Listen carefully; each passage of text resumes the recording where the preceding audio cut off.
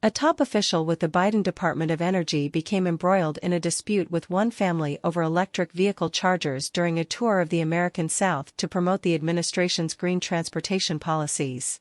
Jennifer Granholm, Secretary for the U.S. Department of Energy, took part in a multi-day caravan of electric vehicles touring America this summer to showcase President Joe Biden's commitment to expanding electric vehicle infrastructure outside the traditional enclaves of liberal urban cities.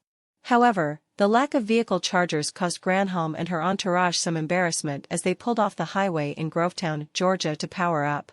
According to the Daily Caller, Granholm and her fleet of electric vehicles, including a Cadillac and a Ford F-150, commandeered a limited number of charging stations by using a non-electric vehicle to block access to one of 3 working chargers for the secretary to use later in the day.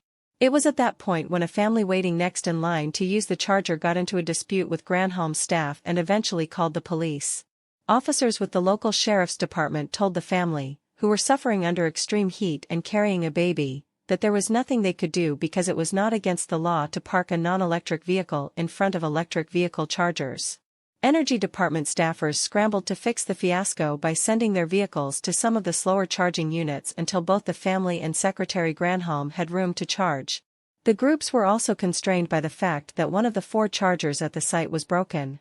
John Ryan, the driver of an electric BMW who was in line behind the secretary and the family, said such disputes are common given the lack of EV infrastructure in Georgia. It's just par for the course, he shrugged. They'll get it together at some point.